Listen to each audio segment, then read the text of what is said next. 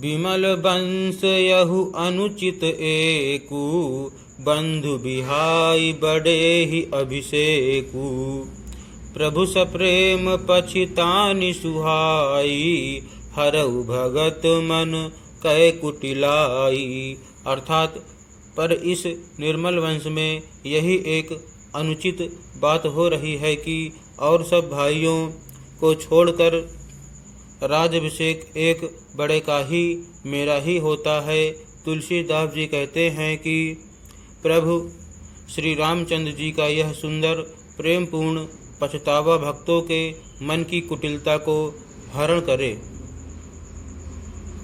तेहि अवसर आए लखन मगन प्रेम आनंद, सन्माने प्रिय बचन कही रघुकुल कैरव चंद। अर्थात उसी समय प्रेम और आनंद में मग्न लक्ष्मण जी आए। रघुकुल रूपी कुमुद के खिलाने वाले चंद्रमा श्री रामचंद्र जी ने प्रिय वचन कहकर उनका सम्मान किया। बाजहि बाजने विविध विधाना, पुर प्रमोद नहीं जाई बखाना। भरत आगमनु सकल मनावहि, आवहु बेगी नयन फल पावहि। अर्थात बहुत प्रकार के बाजे बज रहे हैं।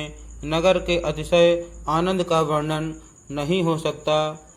सब लोग भरत जी का आगमन मना रहे हैं और कह रहे हैं कि वे भी शीघ्र आवें और राज्याभिषेक का उत्सव देखकर नेत्रों का फल प्राप्त करें।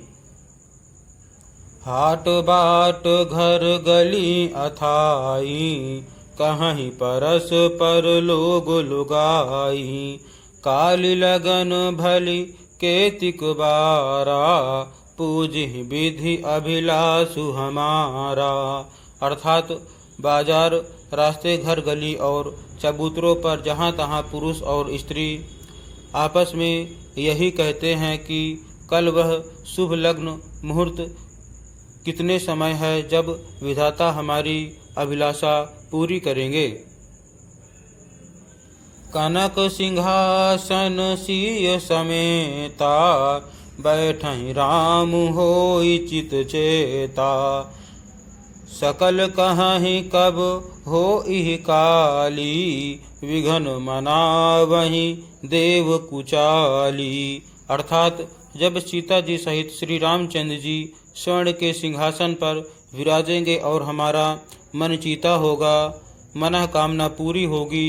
इधर तो सब यह कह रहे हैं कि कल कब होगा, उधर कुछ क्री देवता विघ्न मना रहे हैं। तिन्हि सोहाई न अवध बधावा, चोरहि चंदिनी राति न भावा। शारद बोली विनय सुर करही, बारहि बार पाए लय परही। अर्थात उन्हें देवताओं को अवध के बधावे नहीं सुहाते, जैसे चोर को चांदनी रात नहीं भाती। सरस्वती जी को बुलाकर देवता विनय कर रहे हैं और बार बार उनके पैरों को पकड़कर उन पर गिरते हैं। विपत्ति हमारी बिलो की बड़ी, मातु करिय सोई आजु। राम जाहि बन राजु तजी, होई सकल सुर काजु। अर्थात वे कहते हैं, हे माता, हमारी बड़ी विपत्ति को देखकर आज वही कीजिए जिससे श्री रामचंद्र जी राज त्याग कर वन को चले जाएं और देवताओं का सब कार्य सिद्ध हो। सुनि सुर विनय ठाढ़ी पछिताती, भयं सरोज विपिन हिमराती।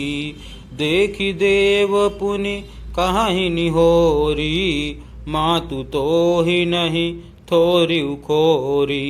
अर्थात देवताओं की विनती सुनकर सरस्वती जी खड़ी खड़ी पछता रही हैं कि हाय, मैं कमल वन के लिए हेमंत ऋतु की रात हुई। उन्हें इस प्रकार पछताते देखकर देवता फिर विनय करके कहने लगे, हे माता, इसमें आपको जरा भी दोष न लगेगा। विस्मय हरस रहित रघुराऊ, तुम जानहु सब राम प्रभाऊ। जीव करम बस सुख दुख भागी, जाई अवध देव हित लागी। अर्थात श्री रघुनाथ जी विषाद और हर्ष से रहित हैं। आप तो श्री राम जी के सब प्रभाव को जानती ही हैं। जीव अपने कर्मवश ही सुख दुख का भागी होता है। अतएव देवताओं के हित के लिए आप अयोध्या जाइए। बार बार गहि चरण संकोची, चली विचार विबुध मति पोची। ऊंच निवासु नीच करतूती, देखि न सकहि पराई विभूति। अर्थात बार बार चरण पकड़कर देवताओं ने सरस्वती को संकोच में डाल दिया। तब वह यह विचार कर चली कि देवताओं की बुद्धि ओछी है, इनका निवास तो ऊंचा है पर इनकी करनी नीची है, ये दूसरे का ऐश्वर्य नहीं देख सकते।